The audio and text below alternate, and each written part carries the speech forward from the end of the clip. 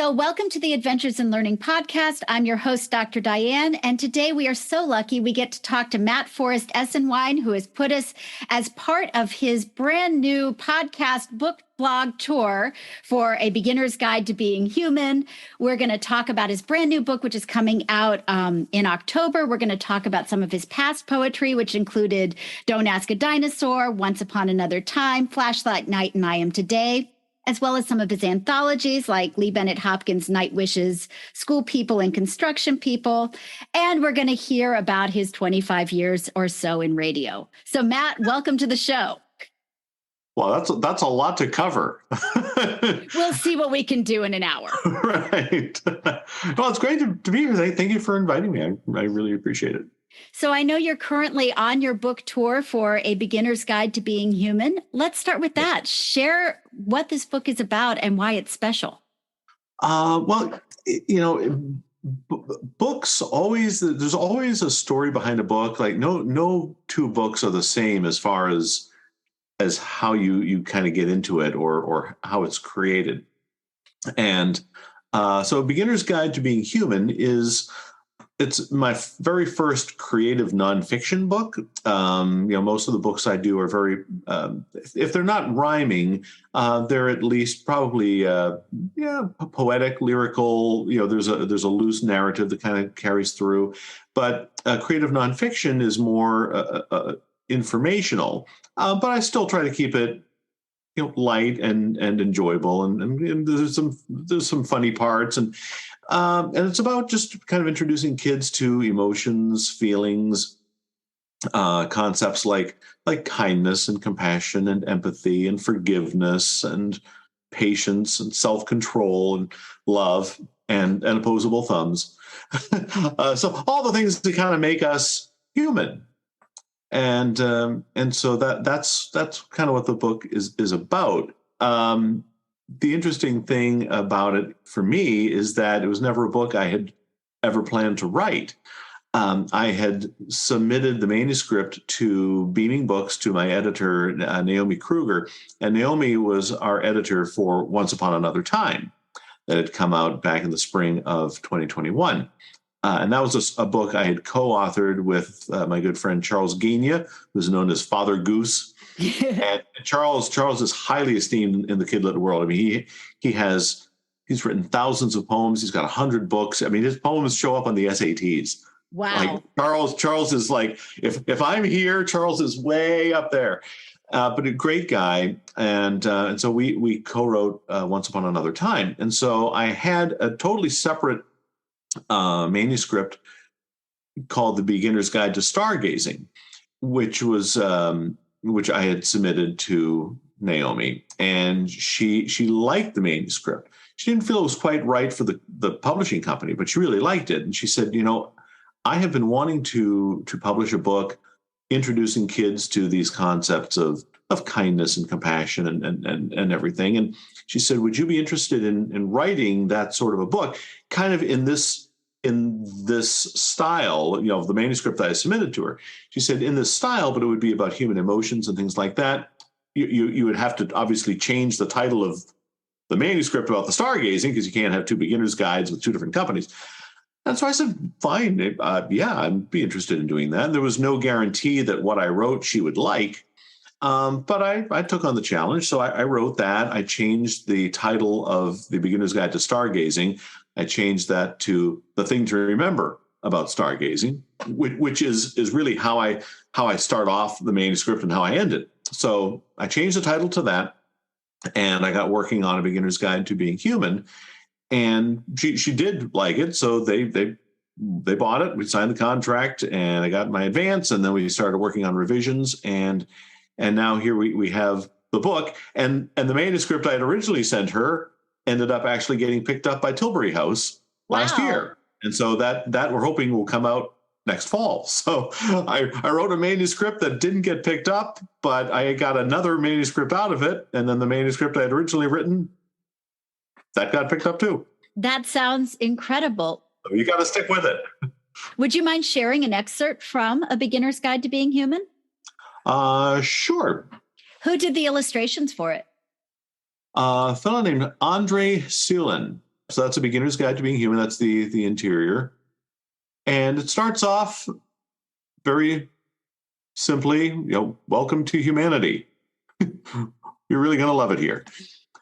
And so it introduces, we see children kind of throughout the day, various children just, living their lives throughout the day.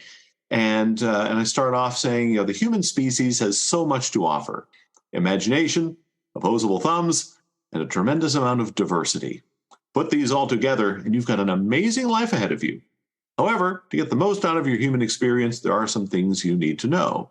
And then we get into things like kindness and compassion. And the first thing we start off here, that group of humans who hang around you all the time beautiful. Is known as family. And no matter what they look like, sound like, or smell like, they're the people who care about you the most. And you don't even need to be related to be family. Families love each other, disappoint each other, support each other, get angry with each other over and over, sometimes all in the same day. Weird, right? And yet that whole caring about you part never stops. So when we get into a little bit more into compassion and kindness and kind of what it means, for one example I give is being kind. It means more than just being polite. Maybe, and I give examples like sharing a book or a toy or giving your sister the last pancake. Right.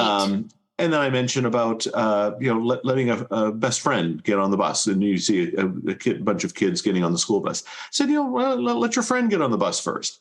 Better yet, let someone you don't even know get on the bus first. Little things like that unfortunately they're not even second nature to adults these days. But hopefully kids can, and it's not, I didn't want it to be preachy or didactic. So it's just, it's kind of saying, hey, here's this way, that you could be, kind, being empathetic means understanding how someone feels, like putting yourself in their place and feeling like, oh, I understand how that person feels. So if someone bumps into you, maybe they lost their glasses. A kid is in the lunch line at school and they cut in front of you in line. Maybe that's the only meal they have all day long. Think about things like that. And so hopefully, kids and parents will get something out of it. And that's been kind of a theme of the last month on the podcast. We talked to Trudy Ludwig earlier this month. We've talked to Stephanie Galloway and the I'm Just Me Foundation, Rodney and Tina Culbreth. And what I love is that throughout these episodes, the common theme has been connection and how do we build empathy as an action word. And I think that your book really builds nicely onto that. It's one of those things that we really need today in our country, both for children and adults. Thank you. And one of the small little parts, and it's a small part, but I think it's a big part as well. There's a scene in the book where I'm talking about forgiveness, and I say how there's going to be some great days and there's going to be some not so great days. There are going to be days where you're going to feel sadness, disappointment, maybe anger, and but that's what forgiveness is for. And I told actually both of my editors, because Naomi Kruger was the one who it was her idea, and she's the one who bought the manuscript and kind of got the ball rolling. And then she ended up taking over some other areas at the publishing company. So she handed the manuscript off to Andrea Hall, who's been a wonderful editor who helped wrap it all up. And one thing that I told them both, I really wanted to make sure that we did, and they both agreed, was that in the spread that shows forgiveness, it's the adult who is saying they're sorry to the kid, because far too often it's always the kid who messed up and they made the mistake and they have to apologize, either to an adult or they have to apologize to another kid. Like it's always the kid. Right. And I said, I really want it to be an adult, like the parent, making the mistake, screwing up, and showing the kid, like, I'm sorry, because we parents, we're not perfect. I screw up all the time. I'm flying by the seat of my pants with the whole parenting thing, and I wanted to show kids that we grown-ups do it too. You're not alone, and in having bad days. You're not alone in making mistakes. We grown-ups make our own fair share. Absolutely. And there is no real parenting guide. We're flying by the seat of our pants. Right. So sometimes we will mess up. It's OTJ, on the job training, I like that. We're going to take a quick break, but when we come back, we're going to find out where Matt Forrest Esenwine finds his inspiration for his picture books and poetry.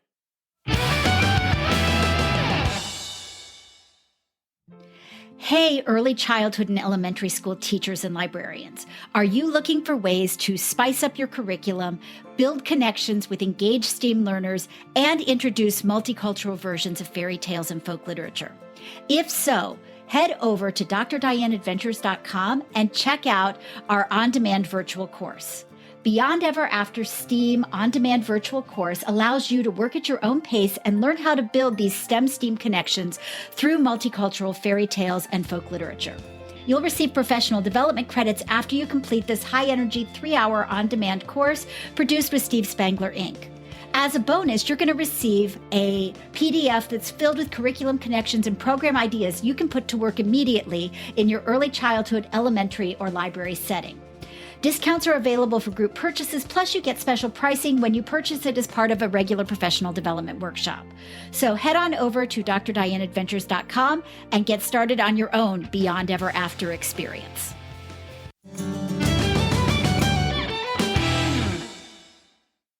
Welcome back to the Adventures in Learning podcast. I'm your host, Dr. Diane, and today we are talking to picture book author and poet Matt Forrest Esenwine about a beginner's guide to being.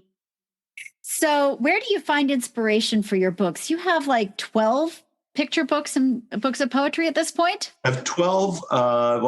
So if you count Beginner's Guide to Being Human, I have 6 books out, and I do have about 4 or 5 more under contract that are on the way. I've got another one coming out in January called Everybody Counts, where 12 different kids, they're anthropomorphic animals, but they're 12 kids of different ethnicities, and they teach the reader how to count to 10 in each of their languages.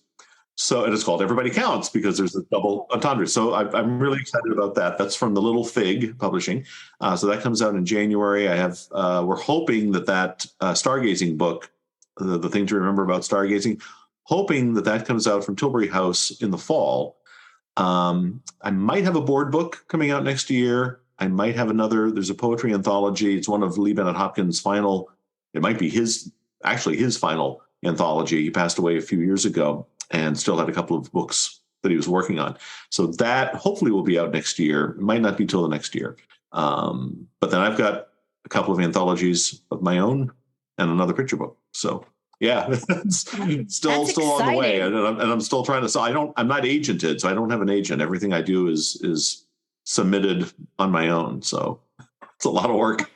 So I'm going to ask the question then. This is the Adventures in Learning, and it sounds to me that you have had quite the adventure. You went from a career in radio broadcasting to being an author with a lot of books coming out. How did you get there?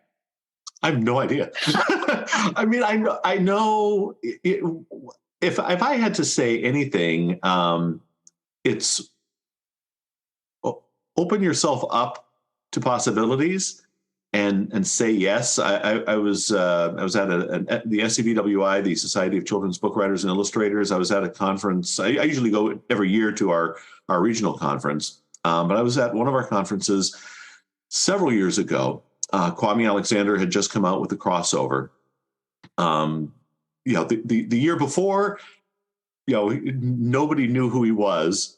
And so, this year, the crossover had just come out, and like everybody and their brother is buying copies of his book, and they want to talk to him.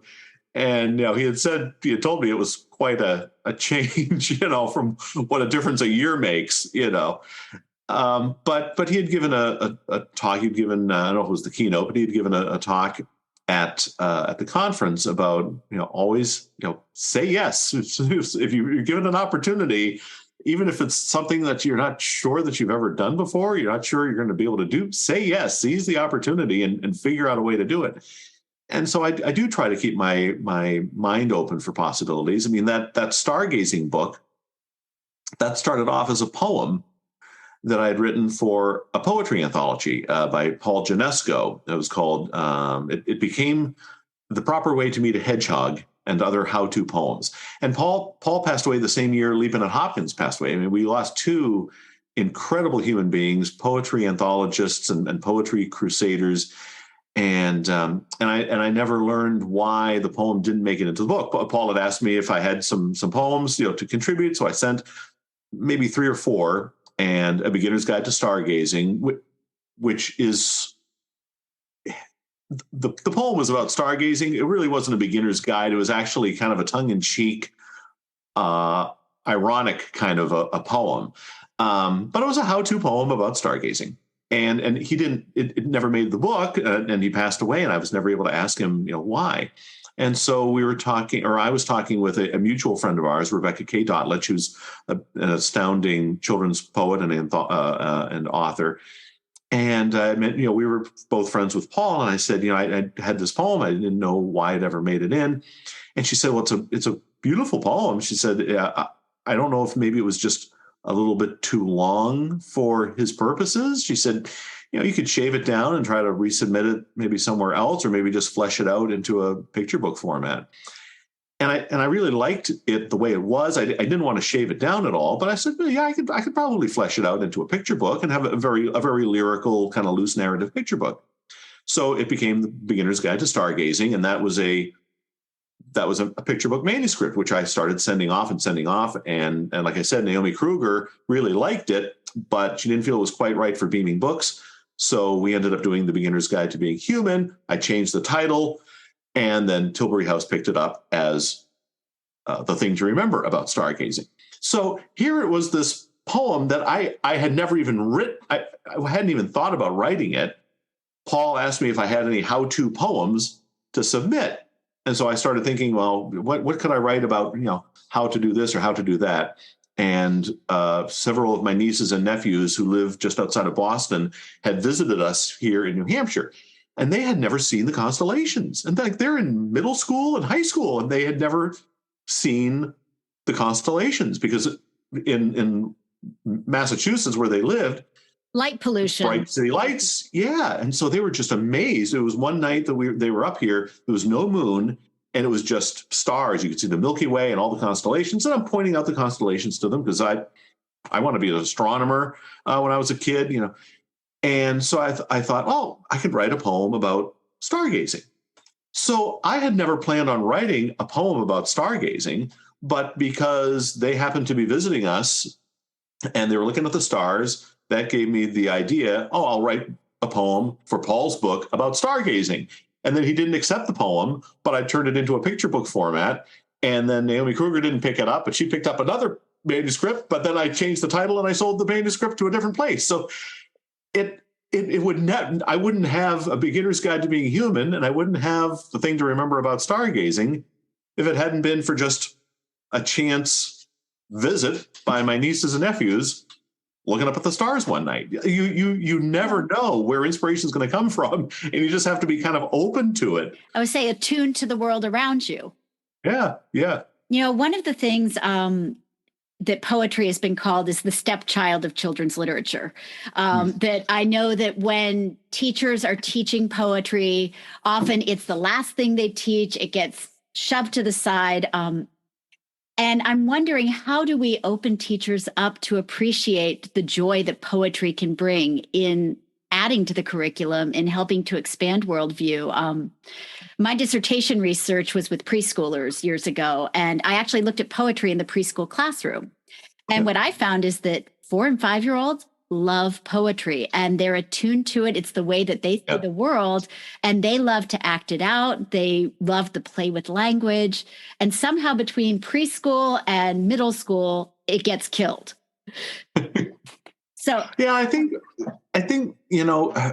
as adults, a lot of us had poetry classes in high school, and that just killed any kind of interest because you were given a Shakespearean sonnet, and you pulled it apart, and you had to figure out what he was talking about, and why was this said, and what is the meaning of this other thing, or there might be a free verse poem that you pick apart.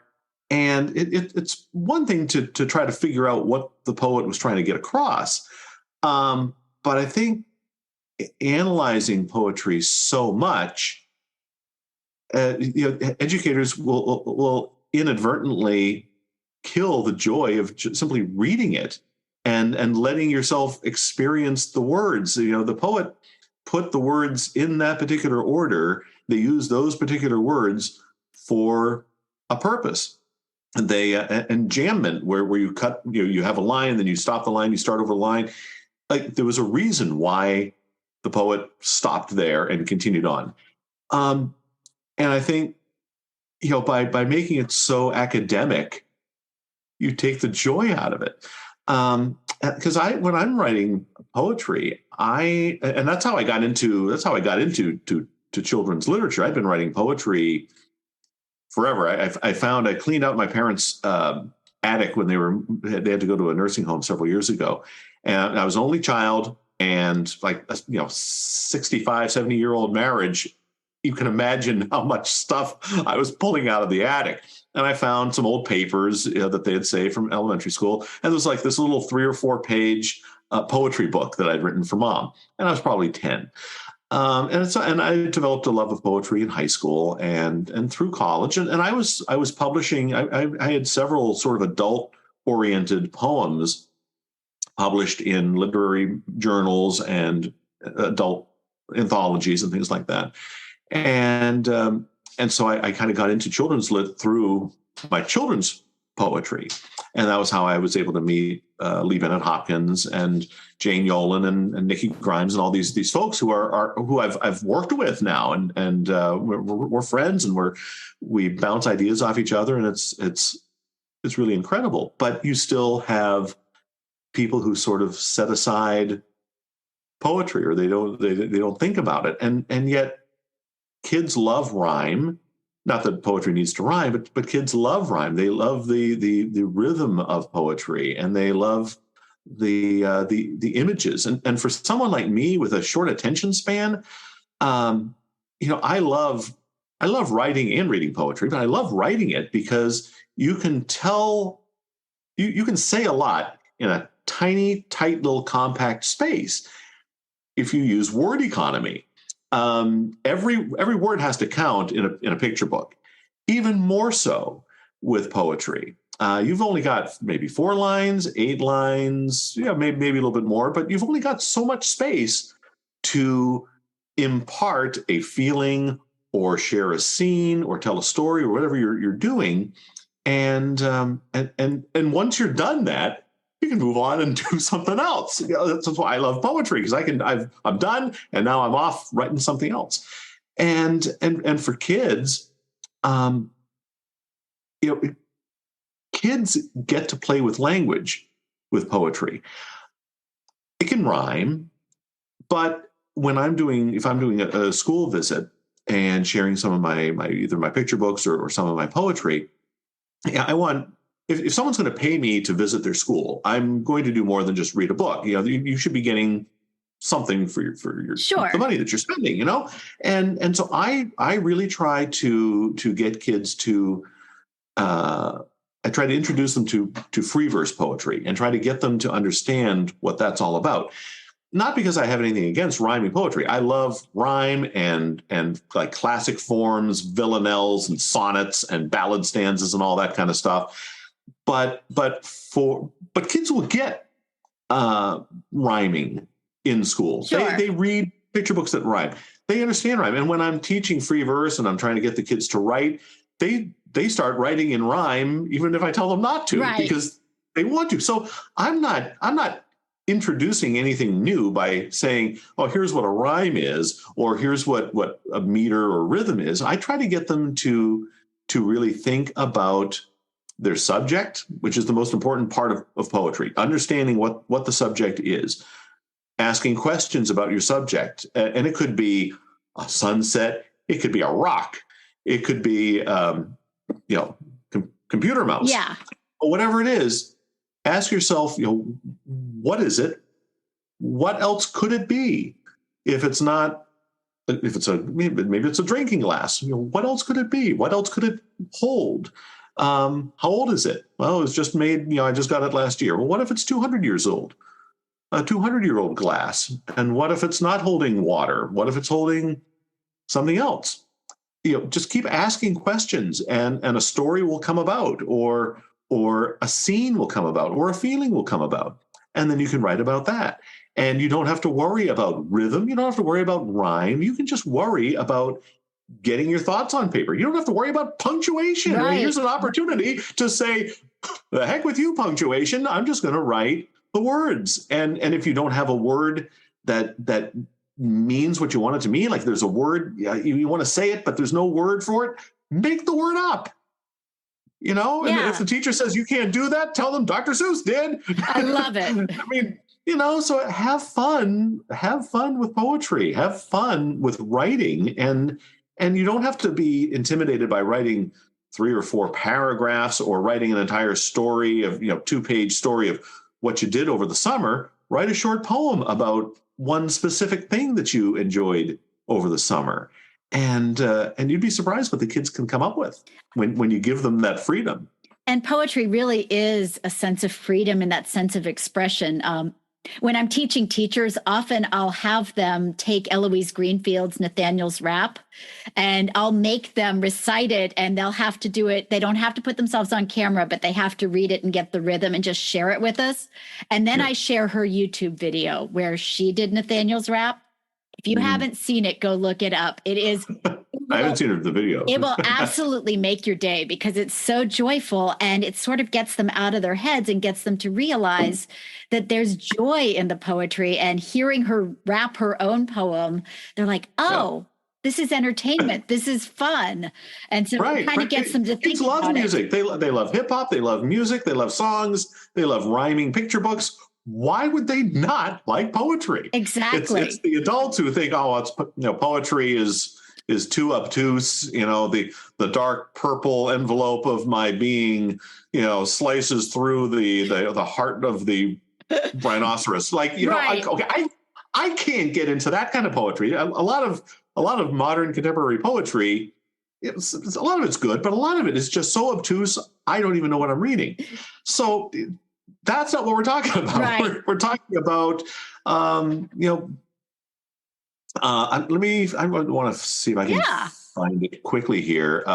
So the poem that I wrote for the National Geographic Book of Nature Poetry that was done by J. Patrick Lewis. He had asked me, he had forgotten to ask me to contribute a book, a poem, and so I mentioned to him, I said, but by the way, I heard, there's the book coming out, if there's something I can contribute, I'd love to. And he said, oh, I'm so sorry. I had totally forgotten you. And there was a couple of others I'd wanted to ask. I said, well, that's fine. I mean, you're the U.S. Children's Poet Laureate. Like you don't have to, you don't have to apologize to me. But he said, no, I'll keep you in mind. And as it turned out, a couple of weeks later, there were some poems that had been submitted to him that he couldn't use for whatever reason. And so he said, I need a poem about rainbow eucalyptus trees. And I really need it by the end of the week, if that's possible. And so again, I said, yes. And so I did some research. Thank you, Google. And the rainbow eucalyptus, if you get a chance to Google rainbow eucalyptus trees, they are the most beautiful things in the world. They look like paint splattered trees. They're a member of the rubber tree family, eucalyptus.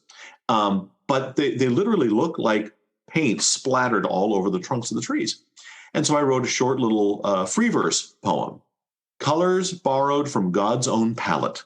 Celestial greens, reds, ocean blues streak across canvas bark like mischievous brush strokes of an artful nymph. And that's the poem. Doesn't rhyme. There's no bouncy rhythm or meter to it, but it says a lot in a small space. Aside from describing the colors, these colors streak across canvas bark. Now, I could have said the bark is like a canvas, or canvas-like bark, but I just used the word canvas bark as and I have hyphenated it, canvas bark, and so I created a word out of two different words. I don't think the term canvas bark has ever been used before. but it seemed to suit what I was trying to get across. And if I had said, they streak across the tree bark like it's a canvas, well, yeah, that's what I'm saying, Right. but I'm saying it much more succinctly. Again, we get back to word economy, and at the very end, mischievous brushstrokes. Say that fast twice. Like you have to slow down to say that. Mischievous brushstrokes of an artful nymph. And I said that deliberately to not only slow the reader down, and get them to kind of think about because it does look like paint splattered all over the trunk. Right. It does look like the brush strokes of a mischievous, artful nymph. But I use those words in particular. This is why I said earlier about being very particular. When a poet is writing a poem, they're very particular with their word choice. I deliberately did that, A, to slow down the reader and make them kind of, just slow down and be kind of thoughtful and reflecting on this image. But those particular words, when your mouth is making those particular words, those sounds, it sounds like a paintbrush splattering on a canvas. Mischievous brushstrokes of an artful nymph, that S and F sound that your lips make and your tongue, that sound almost is that wet sound of the paint slapping on the canvas. So I very particularly like that. Those didn't just come about by accident. I didn't just go, oh, hey, here's a word I can use. I use those for two very specific purposes. And that's why I love poetry, because I said a lot in that tiny little space. So just little things like that. And it's not a very long poem. It's 6-7 lines. But it totally gets your point across. Yeah, you introduce kids to that. And like I said, who knows what they'll come up with. And on that lovely note, we'll take a quick break. And when we come back, we'll hear more from Matt Forrest Esenwine.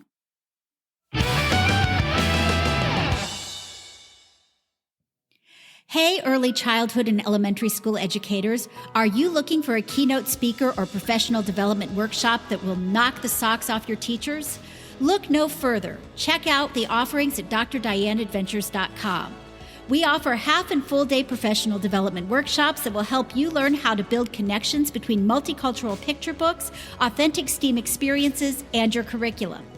You'll explore strategies to get your students fully engaged and wanting to learn more, and you'll walk away with a new perspective on multicultural picture books, as well as strategies and ideas guaranteed to awaken your sense of wonder and to help you immediately build science and STEAM connections in your early childhood, elementary, or library setting. Learn how to connect science and math to literacy, oral communication, gross motor skills, and dramatic and artistic play. Every activity and strategy can be completed using materials you already have in your classroom, school, or home education setting. Check out the offerings at drdianeadventures.com.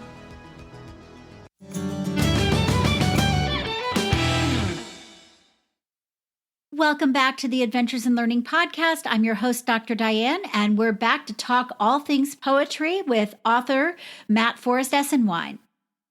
So what is the craziest or most interesting question a kid has ever asked you on an author visit? The craziest thing. I don't know if I can think of the craziest thing, but I will tell you one of the most common things they ask me is how long does it take to write, a poem, or how long does it take to write a book? And I tell them, as long as it takes. I mean, you never know. And it's really hard sometimes to figure out when a book started. Flashlight Night, my first book, which I just discovered the other day. Encyclopedia Britannica has a website, and they do like product reviews and book reviews. It's included in a list of 11 children's picture books that inspire the imagination. Wow. And it showed up in Britannica. I'm like, oh my gosh. But so that I know exactly when it started. I was driving home one night from an SCBWI, just to get together, just outside of Boston. And it's like 10 o'clock at night. It's dark. All I could see were the headlights. and the phrase "flashlight opens up the night" just popped into my head, and I didn't know what to do with it, but it was kind of a cool, image. And so I thought about it on the drive home. And when I got home, I wrote it down on the computer, and I spent the rest of the week kind of fleshing out this idea. And so the book itself, it wrote itself within probably a week or two. I did some revisions and sent it off to Rebecca Davis at what was Boyd's Mills Press. It's Astra Young Readers now. And she loved it. And she called me in January and said they wanted to pick it up. Other books like Once Upon Another Time, Charles Guigna had written a couple of lines and didn't know quite what to do with them. Now, this is in 2012. So he wrote these, the first couple of lines that are the first few pages of the book, Once Upon Another Time. Those were just some lines that he had written, and he didn't know quite what to do with them. And he asked me if I had any thoughts on how we could turn it into a book or, a narrative or anything. So I thought about it for a while, came up with an idea for a narrative, and then I wrote some more lines to follow his in sort of his style, which was not really all that different from mine. I mean, we have different styles, but they mesh pretty well. And I was able to write my words in kind of the style that he had already established. And he loved the idea. He said, well, yeah, we'll go ahead and finish up the rough draft if you want. We can start editing it. So I did. So I finished the rough draft, and then we went back and forth with revisions, started sending it out, went through 24 rejections before Naomi Kruger at Beaming Books, saw it and loved it and turned it into a book. But he had written those lines back in 2012, and the book wasn't published until 2021. So 9 years. 9 years, yeah. So and he didn't even know what he was doing with the lines when he wrote them. So you never know how long it's going to take to write a poem or a book. It takes as long as it takes. All right. So just a couple more questions. Sure. You've told me a little bit about what's next for you. Is there anything inspiring you to write these days? Yeah, I mean, my kids certainly, they're always doing things and saying things that kind of pop into my head. And I'll say, well, yeah, that's a good idea, or that's an interesting way of looking at things. Maybe it's a TV show that they're watching. It could be anything. And I live out in the woods. We're only literally a mile from downtown. But where we are, it's wooded. There's a trail in back of the house that leads up to the Mount Kearsarge, which is just an inspirational area around here. I mean, Donald Hall, the poet, former U.S. poet laureate, he was from just about half an hour up the road. Mount Kearsarge figured into a lot of his poetry and his thought process. So Mount Kearsarge is right in back of me. There's a brook that borders our property. There's a dirt road on the side of the property. It's a very, very inspiring sort of place here, and there's a lot of well-known authors have come from New Hampshire, surprisingly, for a tiny little state. And I feel inspired just being here and being a small part of it. Well, Matt, if people want to follow your book tour and want to follow your writing, where should they go? Unfortunately for them, I'm everywhere. You might not want me everywhere, but you're going to find me everywhere, whether you like it or not. So I'm on Facebook, Matt Forrest Esenwine. Just you can find me pretty easily, Matt Forrest Esenwine. I'm on Twitter, Matt Forrest VW. For VoiceWorks. I started up the Twitter account when I was doing a lot more voice work than I do. I'm a voice talent. As you said at the beginning, I spent 25 years in radio, and I do voiceover work, car commercials, corporate narrations, on-hold messaging. And so Matt Forrest VW is where you'll find me on Twitter and Instagram. But Matt Forrest Esenwine is easy on Facebook, and mattforrest.com, 2 R's, Forrest, mattforrest.com is my website. You can find all those links, and you can learn more about my school visits. I love doing school visits, either in person or virtually. So I even have a Pinterest account, which I have to update. But like I said, I'm everywhere. That's Do a search awesome. for me, you'll find me. All right. Very last question of the day. What brings you hope? What brings me hope?